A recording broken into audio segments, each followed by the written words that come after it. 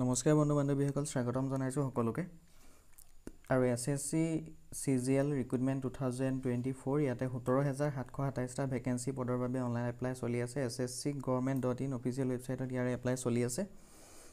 আৰু SSC CGL তথা combined graduate level examination 2024 ইয়াতে এপ্লাই কৰিবৰ কাৰণে আপোনালোকৰ মিনিমাম গ্ৰেজুৱেশ্যন লাগিব। যিকোনো ষ্ট্ৰীমত যদি আপোনালোকে ডিগ্ৰী তথা গ্ৰেজুৱেশ্যন পাছ কৰিছে তেতিয়াহ'লে ইয়াতে এপ্লাই কৰিব পাৰিব। আৰু SSC CGL ভেকেঞ্চিখিনিত 24 জুনৰ পৰা এপ্লাই চলিছে, 24 জুলাইলৈকে এপ্লাই হ'ব। যিসকলৰ ডিগ্ৰী পাছ আছে তেওঁলোকে 24 জুলাই আগতে এপ্লাই কৰিব।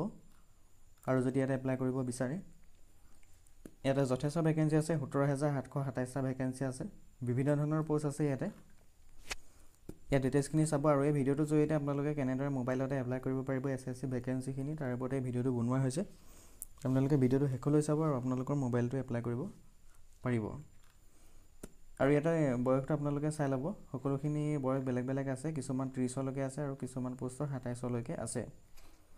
ST SC 5 বছৰ, OBC OBC 3 বছৰ এনেকুৱা ধৰণৰ ৰিলেক্সেশ্যন পাব বয়সৰ ক্ষেত্ৰত। এক্সামিনেশ্যন চেণ্টাৰ আছামৰবিলাক ইয়াতে দিয়া আছে, গুৱাহাটী, যোৰহাট, শিলচৰ, ডিব্ৰুগড়। তো এই 4টা জেগাত অসমৰ চেণ্টাৰ হ'ব। এপ্লিকেশ্যন ফিজ জেনেৰেলসকলৰ 100 ৰুপিজ, ST SC আৰু মহিলাসকলে কোনো দিব নালাগে। আৰু ইয়াতে অনলাইন এপ্লিকেশ্যন ফৰ্ম, ৰেজিষ্ট্ৰেশ্যন আৰু লগইন এই দুটা দিয়া আছে। আৰু CGL টায়াৰ 1 এক্সামিনেশ্যনটো অনুষ্ঠিত হ'ব ছেপ্টেম্বৰ বা অক্টোবৰ মাহতে অনুষ্ঠিত হ'ব। আৰু ভেকেঞ্চিখিনি যদি কোনোবা কেণ্ডিডেটে আমাৰ যদি এপ্লাই কৰিব বিচাৰে, ডিছক্ৰিপশ্যনত হোৱাটছআপ নাম্বাৰ দি আছে, তাতে ডাইৰেক্ট মেছেজ কৰিব পাৰে।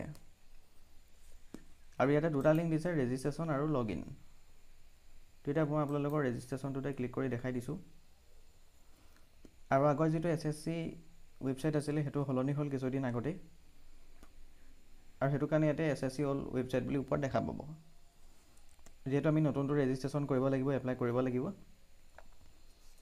ইয়াতে দুটা অপশ্যন দেখা পাব। এটা দেখা পাব আপোনালোকে একেলগে লগইন আৰু ৰেজিষ্ট্ৰেশ্যন, তো তাতে আপোনালোকে ক্লিক কৰিব পাৰে।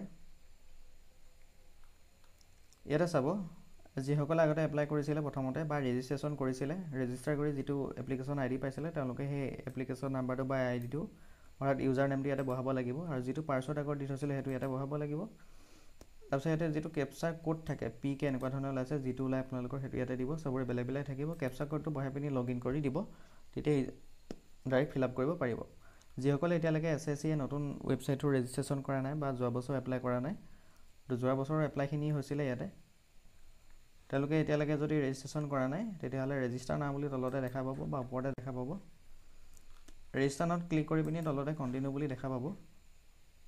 তো তাতে আহিব লাগিব, personal details, do you have other, তাৰপৰা এনেকুৱা ধৰণে এইখিনি ফিল আপ কৰিব লাগিব।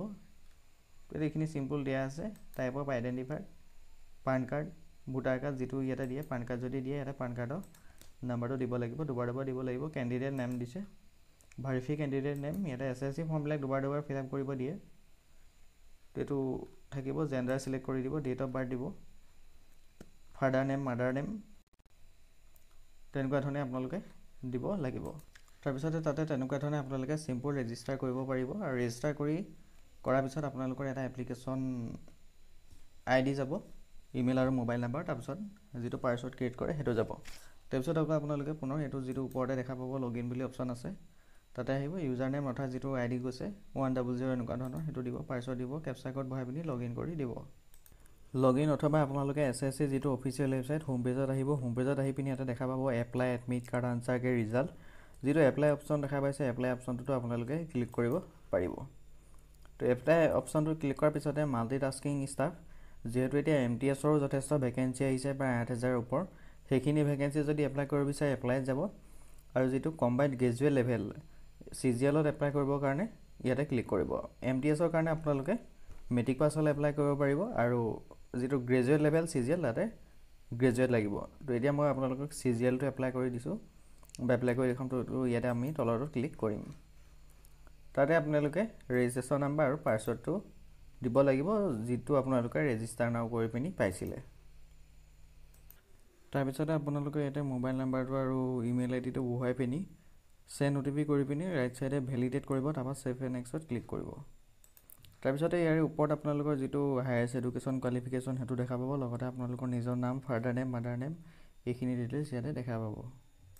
তাৰপিছতে আপোনালোকৰ কাষ্ট আপোনালোকৰ এড্ৰেছ এইখিনি ডিটেইলছ দিয়া থাকিব এড্ৰেছখিনি যদি চেঞ্জ কৰিব বিচাৰে তেতিয়াহ'লে তলত চেঞ্জ কৰিব পাৰিব কিবা কাৰেকশ্যন দিয়া থাকিলে আপোনালোকৰ দিব পাৰিব তাৰপিছত তলতে ছেভ এণ্ড নেক্সটত ক্লিক কৰিব তাৰপিছত আপোনালোকক সুধিব ওৱান টাইম ৰেজিষ্ট্ৰেশ্যন ডিক্লেৰেশ্যন এইটো আপোনালোকে চাব তাৰপিছতে এগ্ৰি ইয়াতে ক্লিক কৰিব তাৰপিছতে এইটো প্ৰিভিউ OTR-টো চাব পাৰিব নাইবা ডাইৰেক্ট ডিক্লেয়াৰ ক্লিক কৰি দিব তাৰপিছতে ছাকচেছফুলি ওলাব ইয়াতে অ'কে কৰি দিব তাৰপৰা নেক্সটত গুচি যাব তাৰপিছত ইয়াতে দুটা অপশ্যন দেখা পাব এটা MTS আৰু এটা হৈছে গ্ৰেজুৱেট অৰ্থাৎ CGL এইটো CGL-টো মই আপোনালোকক এপ্লাই কৰি দেখাওঁ ৰাইট চাইডে MTS-ৰ এপ্লাই কৰিব বিচাৰিলে ইয়াতে আপোনালোকে এপ্লাই ক্লিক কৰিব পাৰিব আৰু যদি কোনোবা কেণ্ডিডেটে আমাৰ যদি এপ্লাই কৰিব বিচাৰে ডাইৰেক্ট ডিছক্ৰিপশ্যনত থকা হোৱাটছআপ নম্বৰ মেছেজ কৰিব পাৰিব তেতিয়া মই CGL-টো আপোনালোকক কৰি দেখাওঁ গতিকে ইয়াতে মই এপ্লাইত ক্লিক কৰিছোঁ তাৰপিছতে ইয়াতে তলতে দেখা পাব ফিল ফৰ্ম বুলি আছে তো ইয়াতে ক্লিক কৰিব গোটেই ডিটেইলছখিনি ওলাব তাৰপিছতে আপোনালোকে তলতে নেক্সট কৰি দিব তাৰপিছতে হায়েষ্ট এডুকেশ্যনেল কোৱালিফিকেশ্যন কি হয় সেইটো দিব আপোনালোকৰ এটা যিহেতু মিনিমাম গ্ৰেজুৱেশ্যন বিচাৰিছে গ্ৰেজুৱেশ্যন থকাবিলাকৰ গ্ৰেজুৱেশ্যন দিব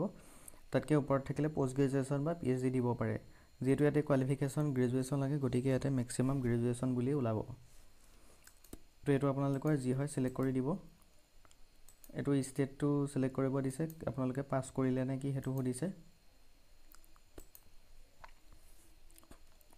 পাছ ইয়েৰটো দিব যিটো চিলেক্ট কৰে যদি গ্ৰেজুৱেশ্যন হয় মেক্সিমাম গ্ৰেজুৱেশ্যনৰ পাছ ইয়েৰটো দিব যদি পোষ্ট গ্ৰেজুৱেশ্যন PG হয় তেতিয়াহ'লে PG পাছ ইয়েৰটো দিব কোনটো ষ্টেট এইটো ইয়াতে চিলেক্ট কৰি দিব আছামৰটো আৰু গ্ৰেজুৱেশ্যনৰ ৰোল নাম্বাৰটো লাগিব যদি পোষ্ট গ্ৰেজুৱেশ্যন দিয়ে পোষ্ট গ্ৰেজুৱেশ্যনৰ ৰোল নাম্বাৰ দিব পাৰ্চেণ্টেজ দিব তাৰপৰা ইয়াতে CGP কথা উল্লেখ কৰা আছে যিটো দিয়ে আপোনালোকে তাৰপৰা ছেভ এণ্ড নেক্সটত ক্লিক কৰিব তাৰপিছতে ইয়াতে এডিশ্যনেল ইনফৰমেশ্যন 1 দিছে এইটো আপোনালোকৰ এক্স ছাৰ্ভিচমেন হ'লে ইয়েছ দিছে নহ'লে নো দিব দিছে নো দিব তাৰপিছত এইটো এই ছিলেকশ্যন যদি পায় যিহেতু ST SC OBC MOBC তেওঁলোকে পাব এইটো ইয়েছ দিব নহ'লে নো দিব তাৰপিছত এই ৰিলেক্সেশ্যনটো কোনটো কাষ্ট হয় এতিয়া আপোনালোকে চিলেক্ট কৰি দিব এইটো ST SC হয় নে কি হয়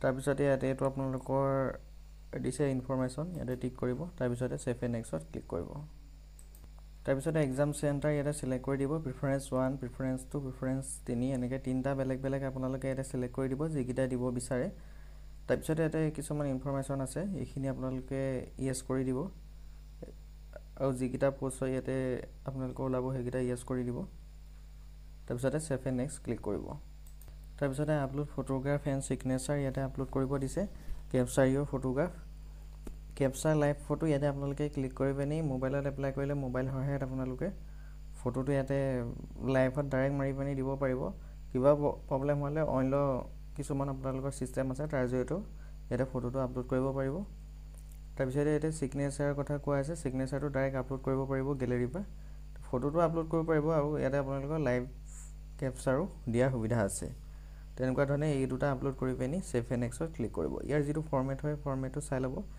JPEG আৰু JPG ফৰ্মেটত হ'ব ছিগনেচাৰ আৰু ফটোটো ডাইৰেক্টও আপোনালোকে মাৰিব পাৰে ছেভ এণ্ড নেক্সটত ক্লিক কৰিব তাৰপিছত আপোনালোকৰ ডিক্লেৰেশ্যন বুলি ওলাব ইয়াতে গোটেই ডিটেইলছখিনি তাৰপৰা ইয়াতে এগ্ৰি কৰি দিব আৰু কেপচাৰ কোডটো ইয়াতে ওলাব যিটো কেপচাৰ কোড ওলাই সেইটো বহাই পিনি ছেভ এণ্ড নেক্সট কৰি দিব তাৰপিছত গো টু ডেছবৰ্ড আৰু প্ৰিণ্ট এপ্লিকেশ্যন বুলি দেখা পাব প্ৰিণ্ট এপ্লিকেশ্যনতে ক্লিক কৰি আপোনালোকে PDF ফৰ্মটো যিটো এপ্লাই কৰা PDF হয় সেই কপিটো ডাউনলোড কৰিব পাৰিব তো এনেকুৱা ধৰণে SSC ভেকেঞ্চিখিনিত এপ্লাই কৰিব পাৰিব আৰু কোনোবা কেণ্ডিডেটে যদি আমাৰ যদি এপ্লাই কৰিব বিচাৰে ডিছক্ৰিপশ্যনত হোৱাটছআপ নাম্বাৰ দি আছে ডাইৰেক্ট আপোনালোকে তাতে মেছেজ কৰিব পাৰে তো এইখিনি আছিলে ইনফৰমেশ্যনখিনি ধন্যবাদ